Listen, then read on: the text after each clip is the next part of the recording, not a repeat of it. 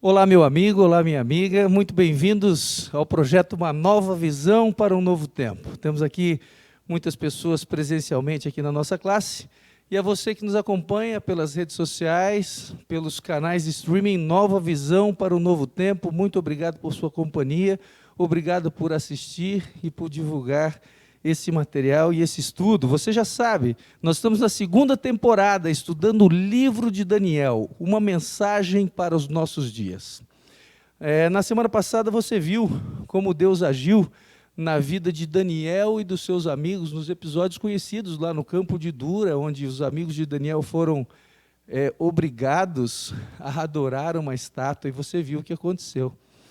Depois você viu o que aconteceu quando Daniel também foi obrigado, foi levado a fazer falsa adoração e o resultado que isso deu. Hoje nós vamos estudar os capítulos 4 e 5 do livro de Daniel. E vamos aqui estudar o destino, o que aconteceu com Nabucodonosor sendo levado do palácio ao pasto e do pasto de volta ao palácio e ao pó. E também estudar o recado de Deus na parede, quando ele escreveu um recado com uma mão invisível, uma mão que escrevia na parede, e esse recado que chegou lá para o povo, o que ele tem a ver para mim e para você hoje em dia aqui, tá bom? Nós vamos juntos orar para abrir a palavra de Deus e começar mais um estudo do livro de Daniel, sempre com muita alegria, com muita disposição e com muita novidade, aprendendo e crescendo no estudo da palavra de Deus a cada semana.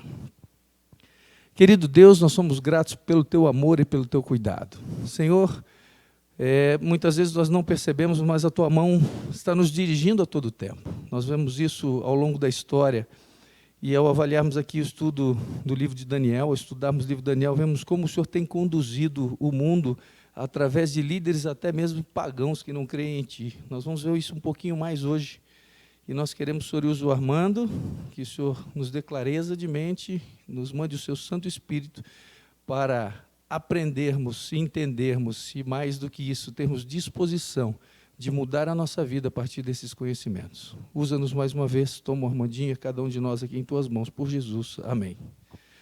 Armandinho, 2 destinos, do palácio ao pasto e do palácio ao pó. Deus manda um recado, escreve na parede, nós vamos ver isso hoje, eu estou ansioso por ver o que você tem para nós aqui, que Deus te abençoe. Obrigado, Roger. Muito obrigado pela presença de todos aqui presencialmente e também pela internet. Nós temos estudado o livro de Daniel e por um motivo simples, né? Eu já vou passar direto aqui para a nossa palestra de hoje. Fazer um resumo dos capítulos estudados, assim, bem rapidamente. E estudar o livro de Daniel é bom porque Jesus falou que é bom. Isso já me bastaria, né? Jesus disse assim, preste atenção no livro de Daniel. E nós estamos fazendo isso. No primeiro capítulo, a gente viu os jovens serem levados cativos para Babilônia, sua cidade destruída, seu templo profanado, não é? E eles foram lá para serem auxiliares do rei. Olha que honra, não é? Ser auxiliares do rei, com uma condição. Tinha que ser ensinado a eles a cultura e a língua dos caldeus. E a gente já viu que cultura, pela definição, são os comportamentos, as tradições, conhecimento de um determinado grupo social, no caso deles os hebreus, incluindo a língua, as comidas típicas, a religião, vestimentas, música, artes e outras coisas. Então, o que estava acontecendo com eles? Uma coisa assim muito simples. Sai da sua família, esqueça a sua família, esqueça os comportamentos que você tem aí na sociedade, os nossos comportamentos são diferentes. Esqueça suas tradições, esqueça tudo que o teu grupo faz, você vai aprender coisas novas, inclusive a nossa língua. Esqueça a tua comida, a tua religião, teu Deus, tua igreja, esqueça tudo isso. Aqui é tudo novo. Essa era a condição para eles serem auxiliares do rei. Não sei se isso aí é um negócio legal, eu acho que não. Porque, na realidade, o capítulo 1 mostra um ataque ao Deus Criador, alienação da família, alienação cultural e alienação religiosa, e a gente está vendo que isso está acontecendo hoje. E eu estou falando da vida como ela é. A vida hoje é assim. Em todos as mídias, nas faculdades, nos livros, nos filmes, em tudo que você vê, Deus está fora. A família está sendo desintegrada. A cultura está sendo modificada. E de religião, então, nem se fala, porque quem fala de religião é taxado até de criminoso, radical, fundamentalista e tudo isso. Okay? Para os jovens, sabe por quê para os jovens? Porque se você, imagina assim, 2 gerações que não se fala da Bíblia, daqui a 60 anos ninguém mais fala em Deus, percebe? É isso daí que estão tentando fazer. Então, palestra número 1 teve uma lavagem cerebral para que se mude o passado cultural, familiar e religioso. Mas nós vimos também que ele é o Deus que transforma a derrota em vitória. E essa lavagem cerebral está acontecendo hoje em todo lugar, hein? Tá? Palestra número 2 foi sobre o capítulo 2. O mundo está evoluindo tecnologicamente e involuindo moral e espiritualmente. Por isso que a estátua fala que estava no ouro, está indo para o barro, foi para o barro. Tecnologicamente, uma delícia. Moralmente, cada vez pior. Tá? Isso é fruto direto da lavagem cerebral, percebe? É fruto direto, simplesmente assim. Mas nós vimos também que Deus é o revelador de mistérios. Vimos isto, do ouro ao barro, e vimos uma coisa que eu preciso abrir esse parênteses profético aqui, né? A profecia do capítulo 2 dizia que as nações, quando não tivesse mais nenhum império, as nações divididas, elas iam tentar se unir mediante casamento, tá? Mas, diz a profecia, não vão se ligar, não adianta, porque o ferro não se mistura com o barro, tá? E nós vimos que na Primeira Guerra Mundial, toda a Europa, toda a Casa Real da Europa era aparentada. E mesmo assim o pau quebrou e morreram milhões de pessoas. Vocês estão percebendo? Que não é uma coisa simples. São milhões de pessoas que morreram. Né? Mas, diz a Bíblia, em Daniel 2, verso 44, que quando a Europa estivesse dividida, Deus iria implementar o seu reino, é isso que nós estamos esperando. Então vamos prestar atenção numa coisa aqui, ó. De Babilônia para Medo-Pérsia, uns 200 anos. De Medo-Pérsia para Grécia, mais uns 200 anos. De Grécia para Roma, mais uns 200 anos. Roma caiu no ano 476 da era cristã. Nós já passamos do ano 2000. Faz mais de 1.500 anos que nós estamos na última parte da estátua. Vai chegar o tempo em que Jesus, de fato, vai implementar o seu reino, tá? Água mole em pedra dura, tanto bate até que fura. Nós estamos nos acostumando com isso tudo que está acontecendo. Nem percebemos que está errado. O sistema está moldando a mente das pessoas a se acostumarem com o que é oferecido. O que é oferecido não é o melhor, tá? Vou dizer um negócio aqui para vocês. Já tem gente querendo ser chamado de amigue. Porque ele não é nem homem nem mulher, ele acha, não sei o que ele é. Mas na Bíblia está escrito que Deus criou macho e fêmea. Então vocês percebem que tudo que está acontecendo é um ataque ao Deus Criador? Está certo? Eu citei como exemplo aqui o Super-Homem, meu herói quando eu era adolescente. Eu gostava desse camarada forte, imbatível, né? Paladino da justiça, que está mudando, e o ano que vem nós teremos um super-homem gay. Tá? E a pergunta que eu fiz é assim: por que tem que transformar o super-homem, macho, másculo, direito, que defende o bem, defende as famílias, num super-homem gay? Por que tem que ser isso? Não podiam ter descoberto um irmão dele que estava perdido por aí e agora apareceu e que é gay? E por que eu estou falando isso? Porque isso é uma prova de que há uma tentativa de se moldar o passado, percebe? Para que o jovem esqueça o passado, que um dia foi assim, e pense que é só do jeito que ele está aprendendo que é.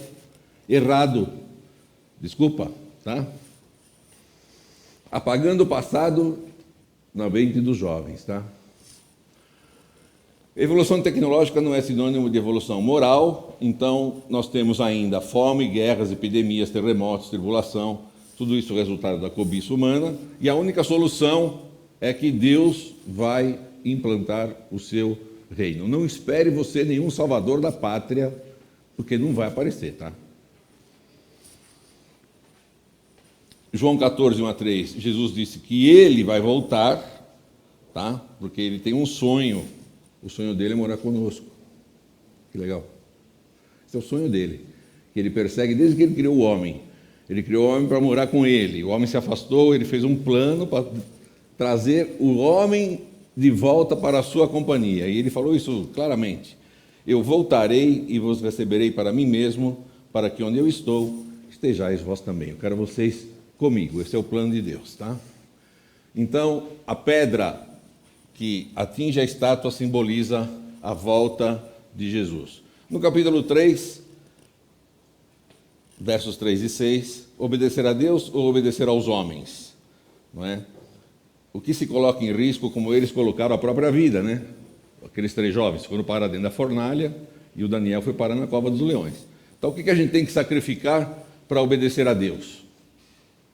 Você tem que sacrificar o teu emprego? Tem que sacrificar algum relacionamento de uma pessoa que não aceita que você siga a Deus? Percebe? Mas a gente aprendeu também que Ele salvou aquelas pessoas, os 3 jovens e mais o Daniel da cova dos leões, tá certo? Porque o nosso querido Nabucodonosor não se conformou de saber que a estátua representava 4 impérios. Ele falou, não, a estátua é toda de ouro, não tem só a cabeça de ouro. A cabeça de ouro sou eu, vou fazer uma estátua toda de ouro, eu não vou passar. O meu rei não vai passar. Tá? Então ele desafiou a Deus e mandou os jovens obedecerem e se prostrarem perante a estátua. Eles não fizeram isso. E aqui tem uma coisa que eu estou repassando isso, gente, porque eu vou alargar um pouco o que a gente falou semana passada. Olha só, no capítulo 3, tinha um governo universal, o Nabucodonosor mandava em tudo, ele fez uma imagem falsa, a imagem de ouro é falsa, a verdadeira era de ouro, prata, bronze, ferro e barro. Ele mandou adorar, forçadamente, por decreto, fez um decreto para todo mundo obedecer, e quem não obedecesse era condenado à morte. Tá? E qual era o problema aqui? O coração desse conflito, o foco desse conflito é a lei de Deus ou a lei dos homens? A ordem de Deus ou a ordem dos homens?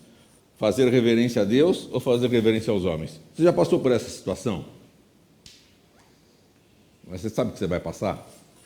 Vou te dizer por quê. Porque em Apocalipse 13 está dizendo que vai acontecer tudo de novo. No verso 7 de Apocalipse 13, fala que vai ter um governo universal, como já disse capítulo 3 de Daniel. No verso 14 do capítulo 13 de Apocalipse, fala que vão construir uma imagem falsa. E vamos ter que adorar forçadamente essa imagem falsa. Esse decreto vai ser universal. E vamos ser condenados à morte quem não obedecer. Você acha que isso vai acontecer? No tempo de hoje? Vou te fazer uma pergunta que eu não fiz a semana passada. Se está na lei, é legal? Vou modificar a pergunta. Basta ser legal para ser moral? E agora? E se uma lei está lá, é uma lei, mas não é moral, é para ser obedecido ou não? Vocês estão percebendo onde nós vamos parar? Nós vamos parar assim, ó. A escravidão estava na lei. A escravidão era legal. Era moral. Percebeu? E para acabar com a escravidão não foi fácil no mundo inteiro, hein, gente?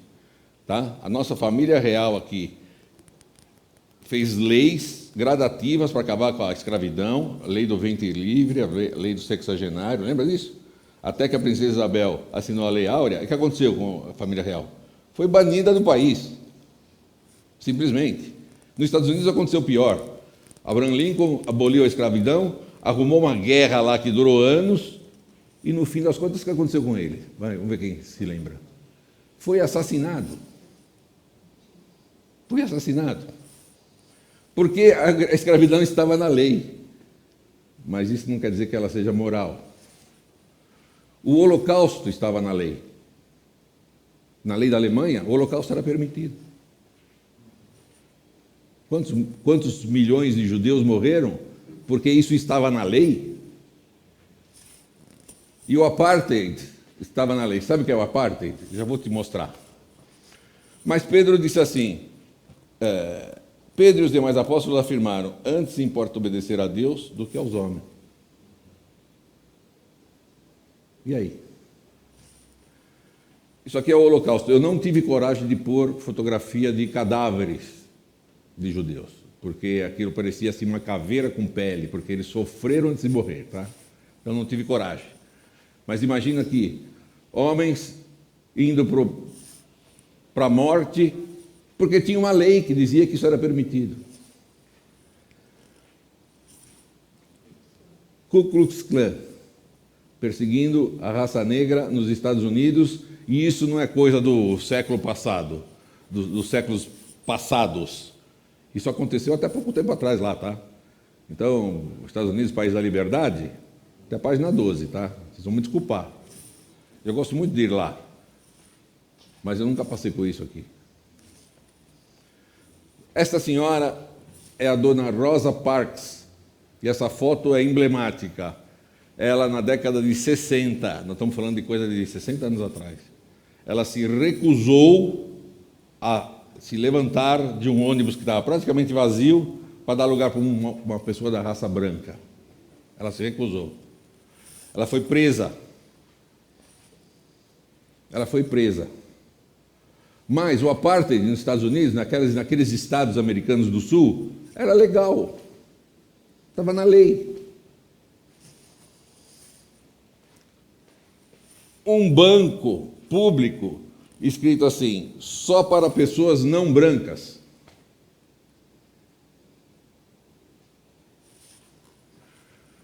Uma praia, já em outro lugar, na África do Sul.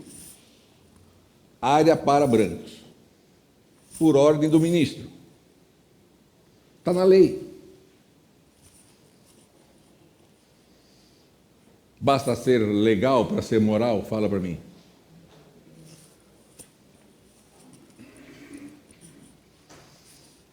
Decretos mundiais. Você acha que nós vamos passar por isso? Se eu falar para você que nós já estamos passando e não estamos percebendo, você vai... Já está acontecendo. Fique em casa.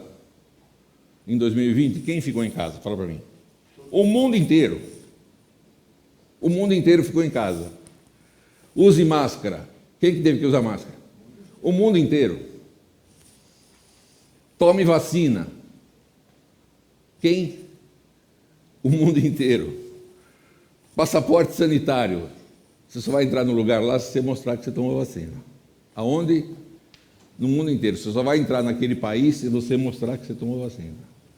Nós já estamos sendo treinados para um decreto mundial, porque você não me perguntou, né? Pode perguntar, mas isso daqui era para o bem de todos. E você acha que a lei que vai vir para forçar a gente a desobedecer a Deus vai vir mascarada de quê? De uma lei para o bem de todos. Eu vou te dar só um spoiler pequenininho.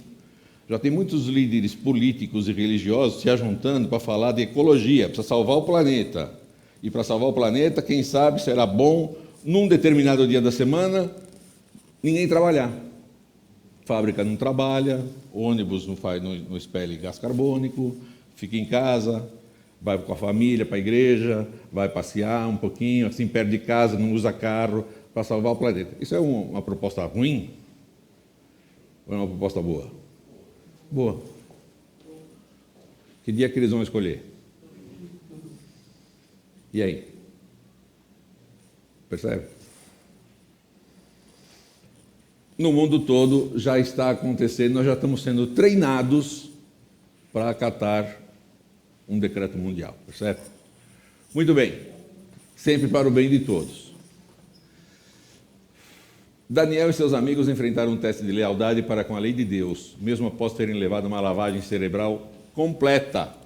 Preferiram sacrificar as próprias vidas do que sacrificar a liberdade de consciência. Então, para os últimos dias, Apocalipse 14, verso 12, diz assim, aqui está, em algumas traduções diz, a perseverança dos santos. O que é ser perseverante? É insistir naquilo. Então, o verso está dizendo assim, Aqui está a perseverança dos santos, os que guardam os mandamentos de Deus e a fé de Jesus, apesar do mundo tentar moldar a cabeça deles. Eles perseveram em seguir a Deus. Ok? Muito bem. O conflito final é sobre lealdade, confiança em Deus e adoração, e isso foi um reexame do que a gente já viu até aqui. Capítulo 4 de Daniel, por gentileza. A gente sabe o que foi o capítulo 4? Nabucodonosor teve outro sonho. Ele sonhou com uma árvore, né? Verso 1. O rei Nabucodonosor, a todos os povos, nações e homens de todas as línguas que habitam em toda a terra, paz vos seja multiplicada. Quem escreveu o capítulo 4 do livro de Daniel? Um rei pagão. Olha que coisa. Sabe por que eu achei isso legal, Davi? Eu achei isso legal porque tem gente que fala assim, os religiosos são muito exclusivistas, né? A gente tem que ser inclusivo hoje, tem que trazer todo mundo. Deus trouxe um rei pagão para escrever o livro sagrado dele, Deus. Quer mais inclusivismo do que isso daqui, Júlio? Fala para mim. Legal, né? Muito bem. Pareceu-me bem fazer conhecidos os sinais e maravilhas que Deus, o Altíssimo, tem feito para comigo. Eu fiquei morrendo de inveja de Nabucodonosor aqui. Porque faz algum tempo que eu não falo para os meus amigos os sinais e maravilhas que Deus, o Altíssimo, tem feito para comigo. E ele botou a boca no trombone para testemunhar. Quão grandes são os seus sinais e quão poderosas as suas maravilhas. O seu reino é reino sempre eterno. Ele está falando assim, sabe o que vai acontecer? O reino de Deus, quando ele estabelecer aqui, não vai ser igual ao meu. Vai ser eterno. Caramba, ele está pregando que Jesus vai fazer um reino. E o seu domínio de geração em geração. Então não adianta você pegar lá o capítulo 2, aquele sonho que eu tive, que passou de uma geração, foi passando para outro povo, porque não vai ser assim o de Deus. Pode passar qualquer geração, o reino dele vai permanecer. Que testemunho legal esse, hein? Então vamos lá. Todas as gerações vão se submeter à vontade de Deus. Um sonho faz Nabucodonosor entender como tudo deste mundo é o quê? Efêmero, tá? De geração em geração. Muito bem. Aí ele chamou todo mundo de novo. Quem que ele chamou? Os magos, os feiticeiros, os adivinhadores e os caldeus. Ele já não tinha feito isso no capítulo 2? Tinha funcionado? Aprendeu a lição?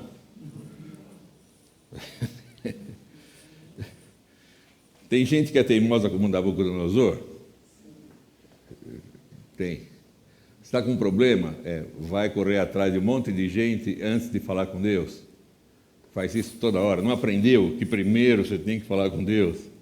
Né? Às vezes a gente tem síndrome de Nabucodonosor, né, Vladimir? Mandou chamar os sábios, ninguém soube interpretar o sonho, a gente já sabia disso, né? Por fim se me apresentou Daniel, cujo nome é Beltesazar, segundo o nome do meu Deus. Tudo bem, eu estou dando louvor a esse Deus, mas eu tenho lá um Deus também, que fica aqui na reserva, tá? Se aquele falhar, tem o meu. Você tem algum Deus de reserva? Desculpa, alguma mandinga de reserva? Alguma superstição? Um elefantinho virado para a porta, um copinho de sal atrás da porta? Né? Por favor. Beltesazar, chefe dos magos, eu sei que há em ti o espírito dos deuses santos, e nenhum mistério te é difícil. Pois eis as visões do sonho que eu tive, diz-me a sua interpretação. Sonhou com uma árvore, você pode ler aí, uma árvore que crescia, e sob essa árvore se abrigavam animais e pássaros de todas as espécies. Tá? E essa árvore cresceu até o céu, e ela sustentava a todos. Tá? No meu sonho, quando eu estava no meu leito, vi um vigilante, uma personagem nova aqui, um santo que descia do céu, clamando fortemente, dizendo: derrubai a árvore, cortai-lhe os ramos, derriçai-lhe as folhas, espalhai o seu fruto, afugentem-se os animais de debaixo dela e as aves dos seus ramos. Mas a cepa, com as raízes, deixai na terra, atada com cadeias de ferro e de bronze, na erva do campo. Seja ela molhada do orvalho do céu, e a sua porção seja com os animais, a erva da terra. Mude-se-lhe o coração, para que não seja mais coração de homem e lhe seja dado coração de animal. Opa, pera um pouco. A árvore tem coração? Está falando de quem então agora? A árvore está representando quem? O próprio Nabucodonosor. Os céus estão dizendo assim: Nabucodonosor, você cresceu, você ficou forte, tem gente de todo lado, de todas as espécies que habitam aqui na sua terra, você sustenta todos. Você sustenta tantos deles que você pensa que você é Deus. Só que agora é o seguinte: você vai perder todo esse poder, porque a árvore não vai mais dar alimentação para ninguém, não vai ter nem ramo para dar sombra, tá? Você não vai mais cuidar de ninguém, e você vai ficar preso aqui por cadeias de ferro e de bronze. E tem outra, hein? O teu coração vai ser como um coração de animal e vai passar por você 7 tempos, e nós já vamos ver o que é isso aí, tá? Então, a árvore foi cortada, ela deixou de existir, ficou só um tronco baixinho, amarrado com ferro e bronze. Eu fui verificar esse negócio de ferro e bronze, sabe, Roger?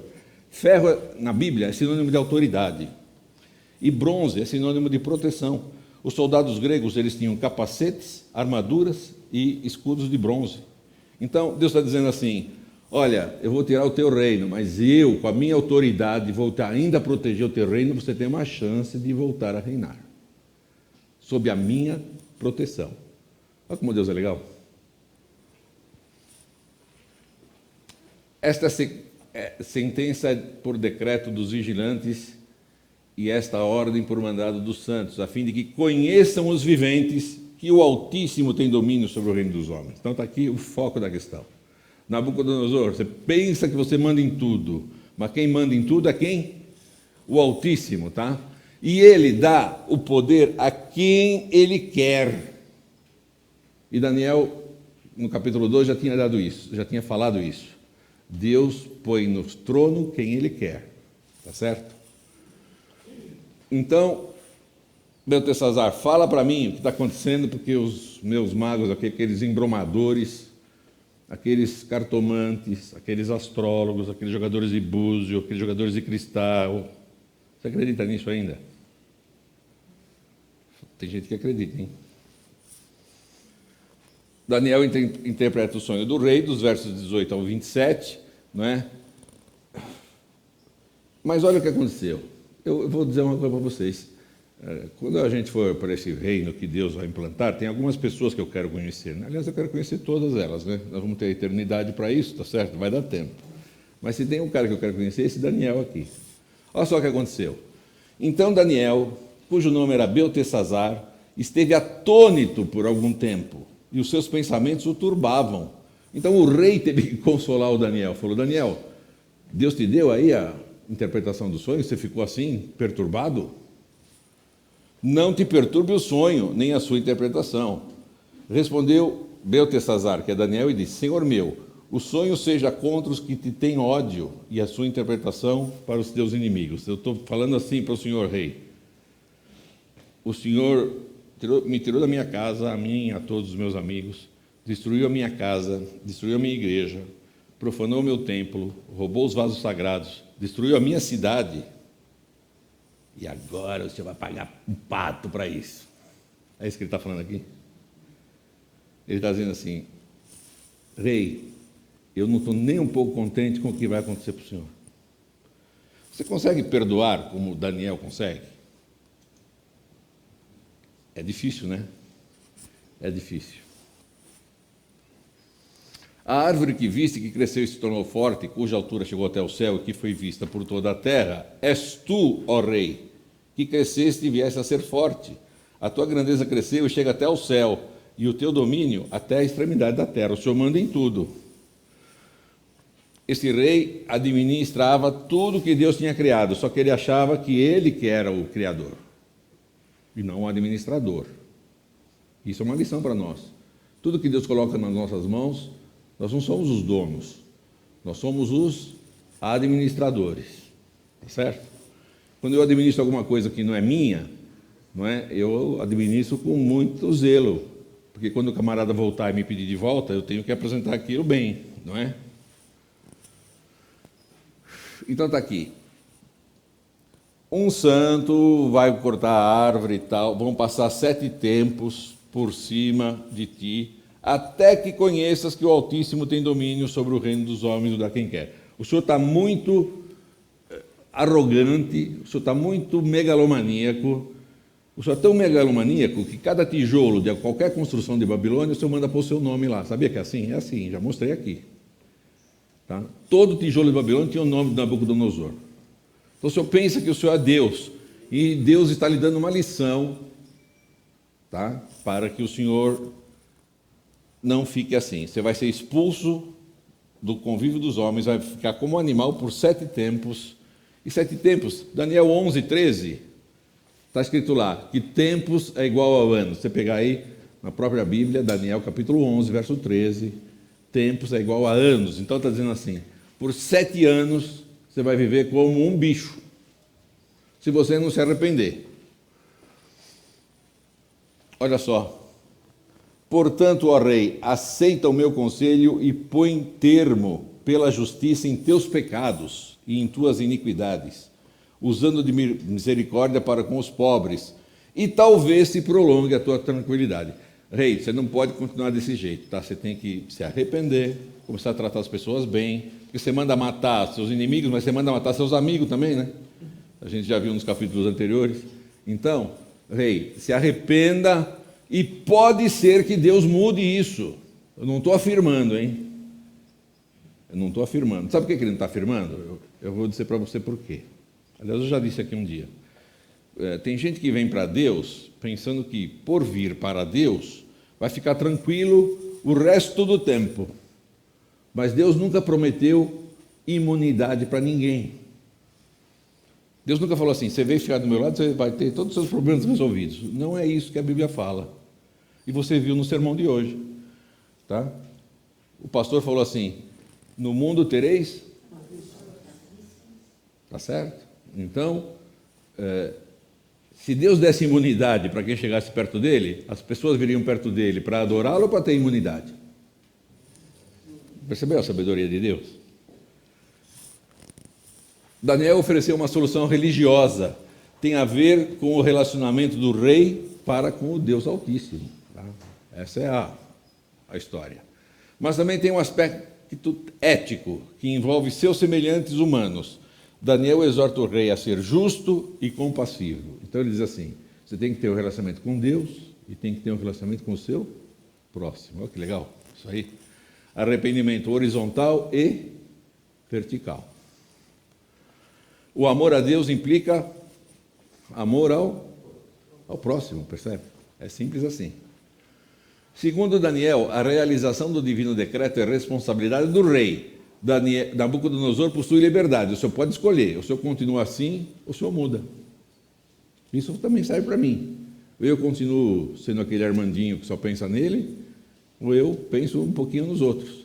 Mas para pensar um pouquinho nos outros, eu tenho que ter de Deus essa graça. E para eu ter de Deus essa graça, eu preciso ficar perto dele.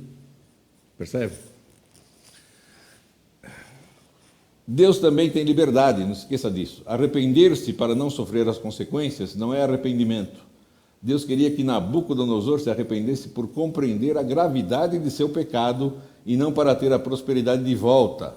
Da mesma forma, Deus não abençoa alguém por ser justo. Eu sou justo, Deus tem que me abençoar. Deus não é uma máquina de venda, onde eu boto minha justiça lá e pego a bênção. Percebeu? Todas essas coisas sobrevieram ao rei Nabucodonosor. Ao cabo de 12 meses, quer dizer, depois dessa conversa, passou 1 ano.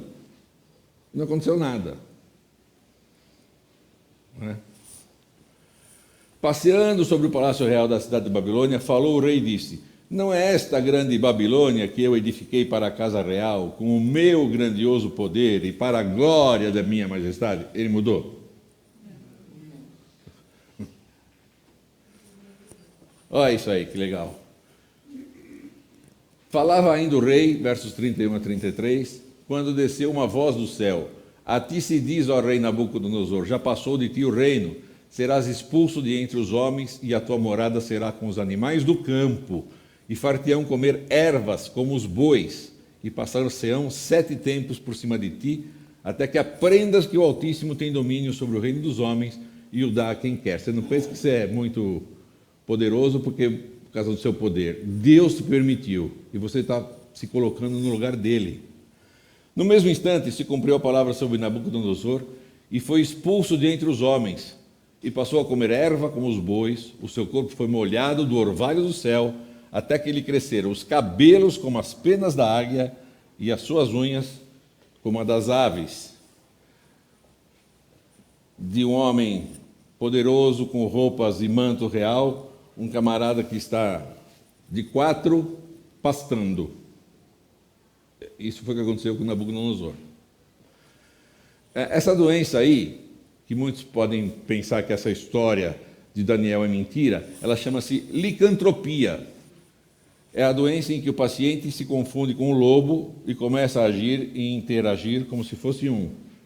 Tem também uma boatropia, que é, não sei se é essa a pronúncia, tá? Mas é alguém que pensa que é boi. Tá? E eu vou dizer que eu conheci uma pessoa assim, quando nós tínhamos o escritório na rua Doutor Zuquim, em Santana, tinha um rapaz que morava numa casa, a família dele até o abandonou. Um rapaz corpulento, forte, ele tinha essa doença. Ele não tomava banho, ele tinha barba e cabelo comprido, as unhas como garra, ele cascão em tudo, sabe? A gente sentia o perfume dele de longe, porque ele tinha esta doença aqui. Ele era alimentado por um bar da esquina que dava uma quentinha para ele. Aí alguém da família dele passava naquele bar de vez em quando e acertava a conta. Era assim. E eu não sei o destino dele, porque depois nós mudamos dali, mas ele só não vivia de 4, tá? Pelo menos não na rua. Ao fim daqueles dias, eu, Nabucodonosor, levantei os olhos ao céu, tornou-me a vir o entendimento, e eu bendisse o Altíssimo, e louvei e glorifiquei ao que vive para sempre. Que beleza isso! Cujo domínio é sempre eterno, e cujo reino é de geração em geração. Todos os moradores da terra são por ele reputados em nada, e segundo a sua vontade ele opera com o exército do céu e os moradores da terra. Não há quem lhe possa deter a mão, nem lhe dizer: que fazes? Ninguém dá conselho para Deus. Verso 36. Tão logo me tornou a vir o entendimento, também para a dignidade do meu reino, tornou-me a vir a minha majestade e o meu resplendor. Buscaram-me os meus conselheiros e os meus grandes, fui restabelecido no meu reino, e a mim se me ajuntou extraordinária grandeza, mais do que eu tinha antes. Olha o que Deus fez para mim. Mas eu precisei olhar para o céu. Olhar para o céu. Às vezes a gente está olhando muito para as coisas aqui da terra e esquece de olhar para o céu. E a gente tinha que olhar para o céu todo dia, orando a Deus, lendo a Bíblia, tendo conversas sadias, não é? Agora, pois eu, Nabucodonosor, louvo, exalço e glorifico ao Rei do céu, porque todas as suas obras são verdadeiras e os seus caminhos justos, e pode humilhar aos que andam na soberba.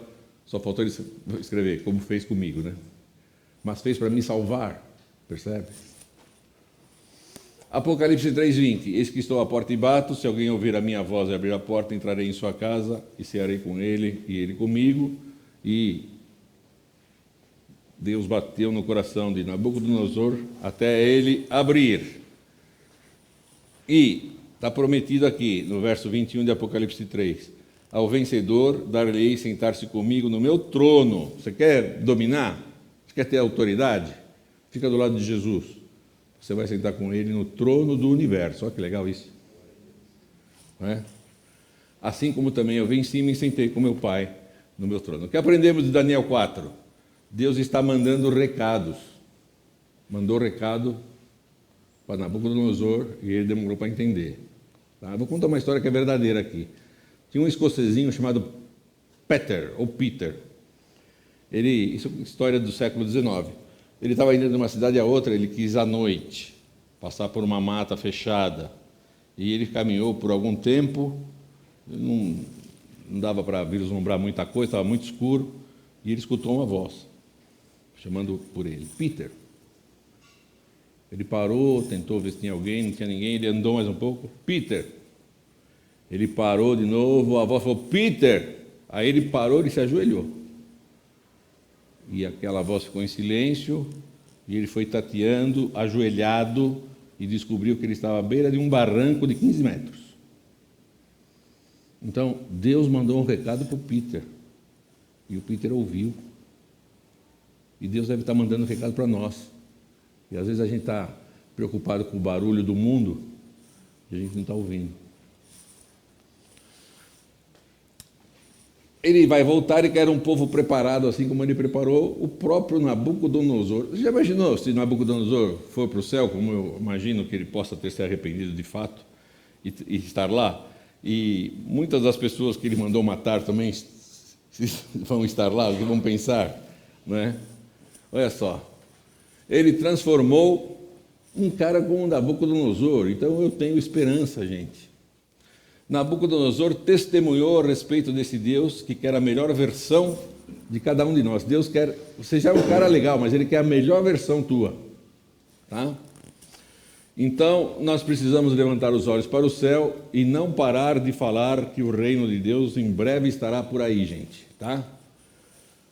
Tudo bem, Daniel 4? Daniel 5, assim, em 15 minutos. Verso 1.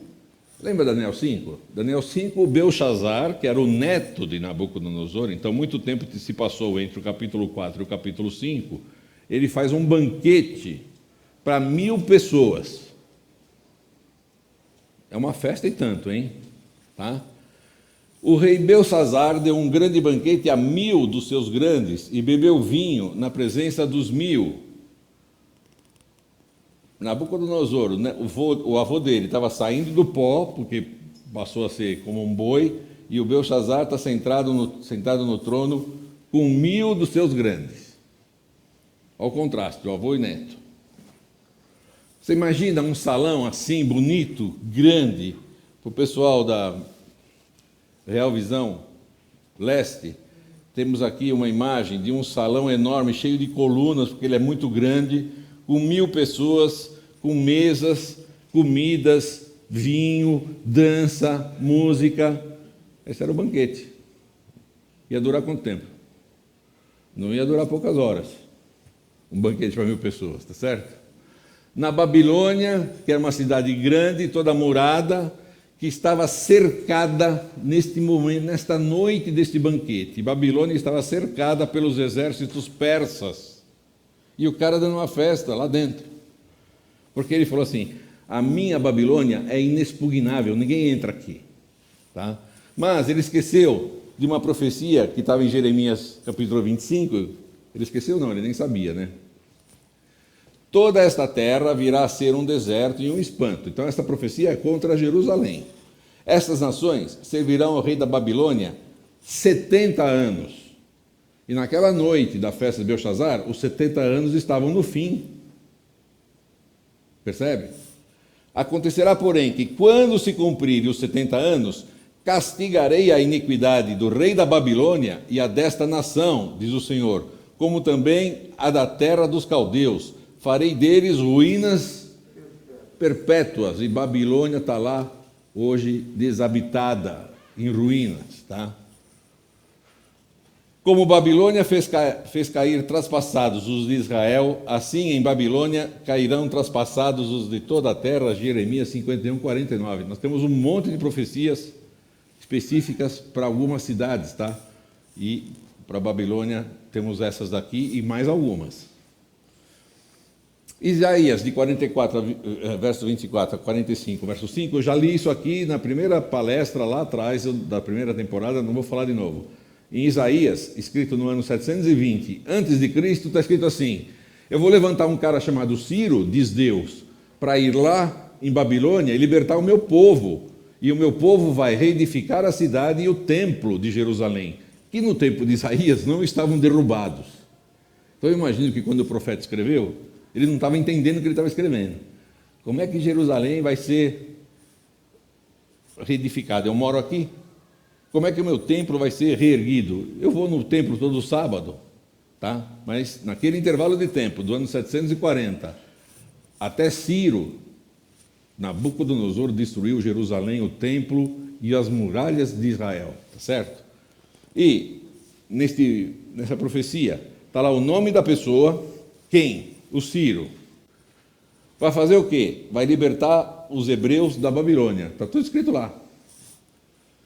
Vai fazer a reconstrução de Jerusalém, vai reconstruir o templo. Como? A profecia diz assim, vai secar o rio. Como é que Ciro entrou em Babilônia? Já que não dá para passar pela muralha, ele desviou o rio Eufrates e entrou pelo leito seco do rio. Quer dizer, até isso estava profetizado na Bíblia 200 anos antes de acontecer, tá certo? E tem gente que duvida da Bíblia, né? Tá? Quando? Após 70 anos da invasão babilônica. Então na Bíblia tem quem, o que, como e quando. Tá? Isso aqui é uma enciclopédia. Ciro, conquistador famoso do século VI a.C., e diz assim, em 538 cercou Babilônia. Pouco depois, os judeus, cativos durante muitos anos, alcançaram do vencedor licença para voltarem a Jerusalém, restabelecerem o seu culto e reconstruir o seu templo. Parece que foi copiado da Bíblia, parece que foi copiado de Isaías 44, de 20, versos 24 em diante. É impressionante isso aqui. Isso aqui é uma enciclopédia histórica, gente. Tá? Muito bem. Enquanto Belshazar bebia e apreciava o vinho, mandou trazer os utensílios de ouro e de prata que Nabucodonosor, na Bíblia está escrito seu pai, eles não tinham uma palavra para avô, tá? Então, a gente percebe na Bíblia assim, quando Jesus estava entrando em Jerusalém, Jesus, filho de Davi, Jesus não era filho de Davi, ele foi descendente de Davi, tá certo? Okay? Muito bem, aqui é a mesma coisa. Então, olha só como o cara era arrogante também, esse Belshazar. Eu estou cercado pelos persas, ninguém vai entrar aqui, e olha, eu vou até zombar desse Deus dos hebreus aí. Pega todos aqueles utensílios sagrados do templo deles, que estão lá guardados, vamos beber vinho nesses utensílios sagrados. Sem vergonha, né? Beberam neles o rei, os seus grandes, suas mulheres e concubinas. Beberam o vinho e deram louvores aos deuses de ouro, de prata, de bronze, de ferro, de madeira e de pedra. Para o Deus Altíssimo ele não deu louvor. Mas para essa estatuinha que ele tinha lá, daquele monte de Deus, ele deu.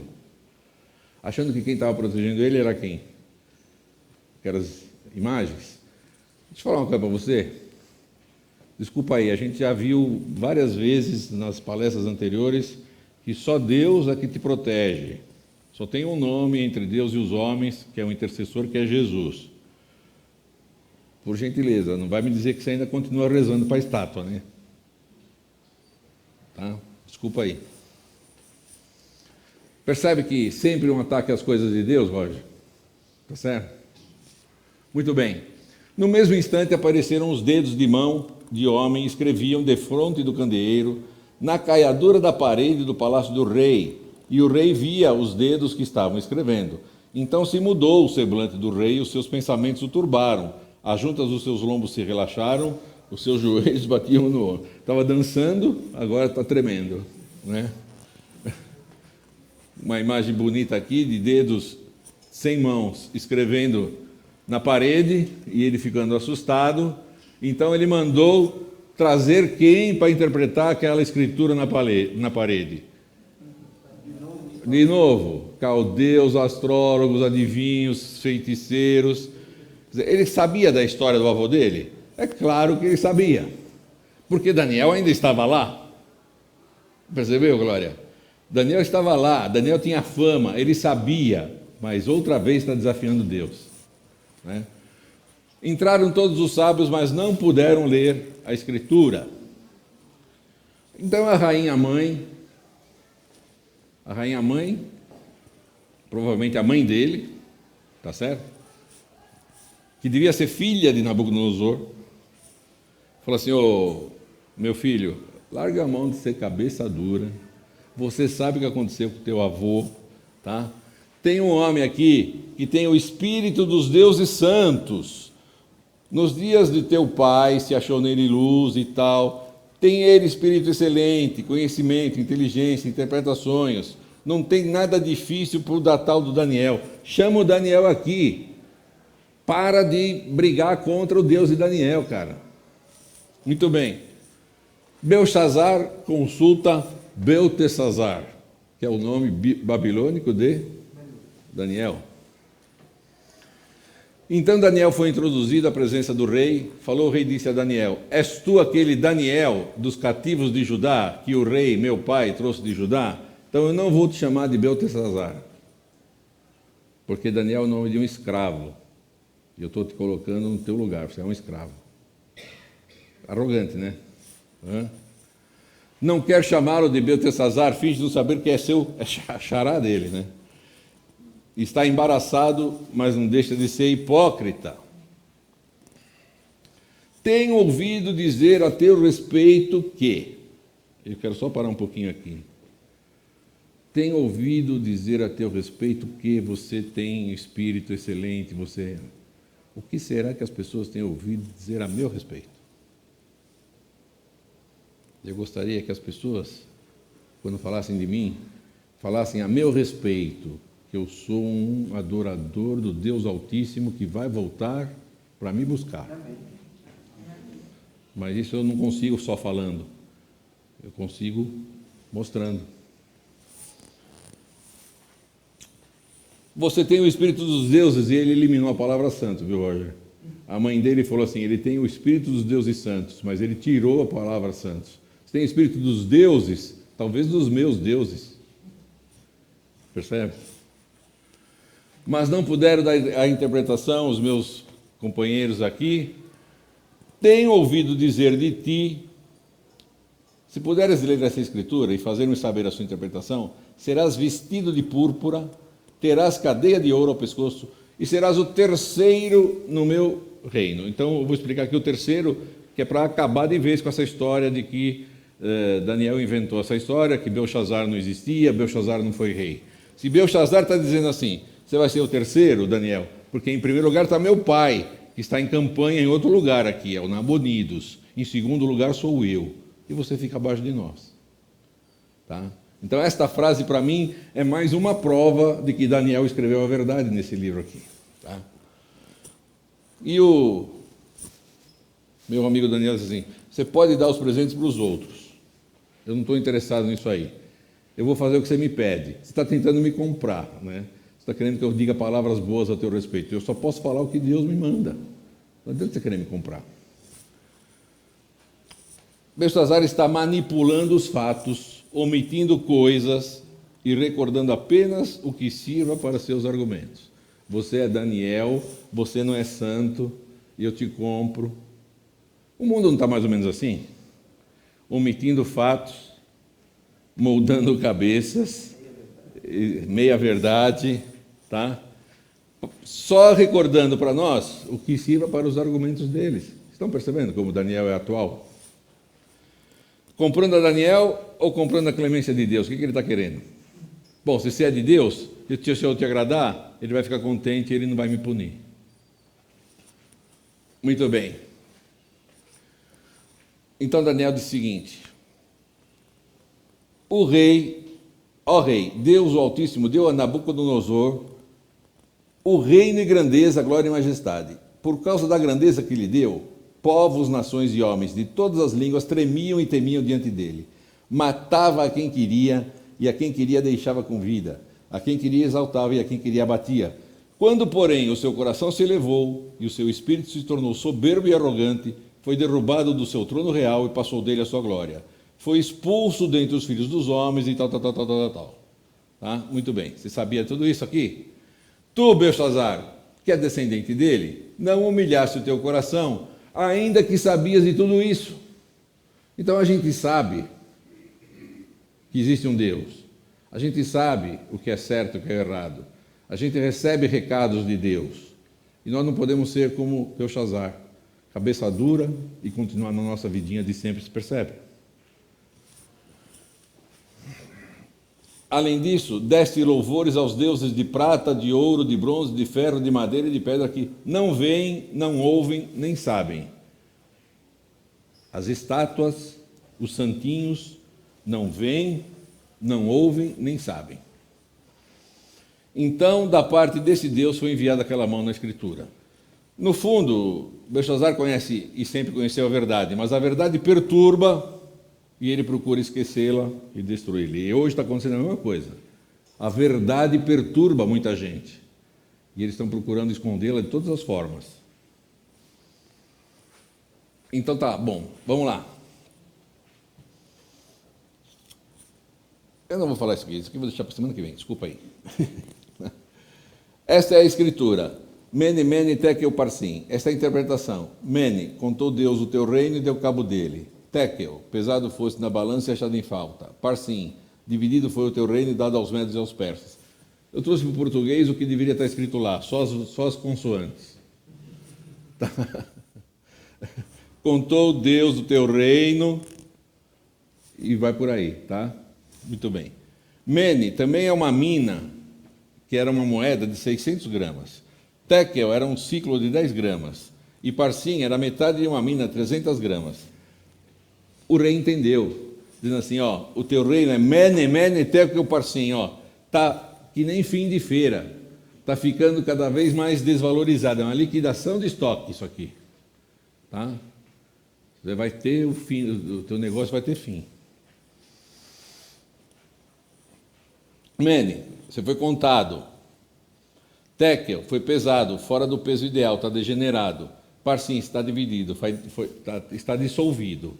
Então, acontece o seguinte: mandou Belshazzar que vestisse Daniel de púrpura e pusesse em cadeia de ouro ao pescoço e tal. Naquela mesma noite foi morto Belshazzar, rei dos caldeus.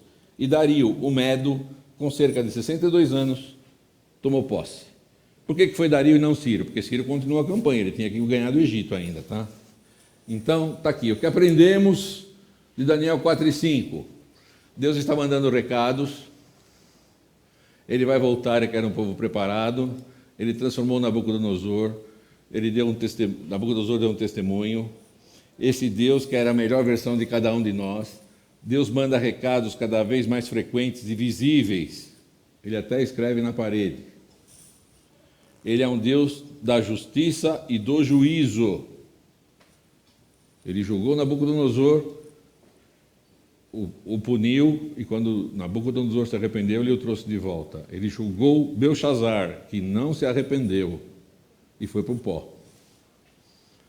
Deus tem um calendário, o que significa que existe um limite para o mal. Nós vimos o calendário na estátua de Daniel. Daqui a pouco aquilo vai ter que acontecer. Então, apesar de Deus ser amor, existe um limite para o mal. Sabe por quê? Porque daqui a pouco nós, pessoas de bem, não conseguimos mais viver nesse mundo. E Deus tem que pôr um stop nisso aí, tá certo? Ele quer que todos aceitem seu convite para a vida eterna, onde habitará a justiça. Deus deseja que sejamos humildes e reconhecidos, que tudo vem dele. Deus deseja que sejamos perdoadores, como Daniel foi. Deus deseja que sejamos pessoas que amem. Amem. Como é que Jesus falou? Amar o teu amigo é fácil, eu quero que você ama. É fácil amar o inimigo? Não é. Você tem que ficar do lado de quem? De Jesus. Para acabar, Deus tem um dia em que há de julgar a todos para poder vir buscar os que bem o representaram. Sentaremos no trono do universo com ele. Bem-aventurados aqueles que são chamados à ceia das bodas do Cordeiro, Apocalipse 19, 7. Depois dessas coisas, vi uma grande multidão que ninguém pode enumerar, de todas as nações, tribos, povos e línguas. Por que eu pus isso aqui? Porque Belshazzar fez um banquete para 1000. E Jesus vai fazer um banquete para milhões. Amém. Olha que legal. As ceias das bodas do Cordeiro. Tá? Um grande banquete para 1000 de seus grandes, versus um grande banquete para milhões de vencedores. Tem aqui uma mesa, meu povo, com os pratos bem arrumadinhos, a mesa está vazia, é o lugar que Jesus está preparando para nós. Um daqueles pratos lá é 1000. Amém. Eu vou estar lá. Você vai estar lá também? Sim. Você quer estar lá? Eu gostaria que todos nós estivéssemos lá. Tá? Para isso a gente tem que ficar do lado de Jesus, não dar bola, porque, aliás, não é que não dá bola, você tem que filtrar o que o mundo está fazendo, gente, porque o mundo está nos afastando cada vez mais de Deus e da verdade bíblica. Então, como é que a gente faz isso? Lendo a Bíblia e orando, e ficando junto entre nós aqui, porque a gente tem uma turma, essa turma aqui vai toda para o céu, viu, Davi? Tá bom? Deus te abençoe. Semana que vem, do mar revolto às nuvens do céu, capítulo 7 e 8 de Daniel, o drama da opressão política e religiosa, que já tinha lá, mas vai ter aqui também. Tá bom? Desculpa, falei muito, mas eu gostaria de ter muito tempo, porque eu não falei nem metade do que tem aqui nesse livro. Tá bom? Roger, quer fazer uma oração para a gente ir embora? Agradecer a você que nos acompanha, você que está aqui presencialmente. Lembrando que nossa classe ocorre cada sábado pela manhã aqui presencialmente, Rua Martim Afonso 152, você é convidado para estar conosco.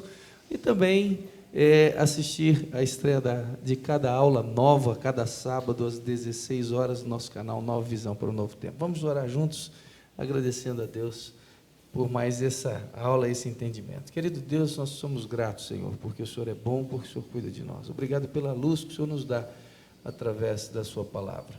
O Senhor domina o mundo, por mais que às vezes a gente pense que tem algum poder, alguma glória, tudo vem de Ti. E nós somos gratos porque o Senhor, através da Tua palavra, através do Armando aqui, nos tem mostrado que o Senhor controla o mundo, que o Senhor em breve vai voltar para estabelecer o Seu reino. Nós aguardamos esses dias, aguardamos esse momento de festa, onde todos juntos sentaremos nessa mesa que Jesus está preparando para nós. Nos colocamos em Tuas mãos e pedimos forças para permanecermos firmes até esse dia, quando Jesus nos buscar. Em nome de Jesus pedimos amém. Amém. Um abraço para todos vocês, obrigado por estar conosco.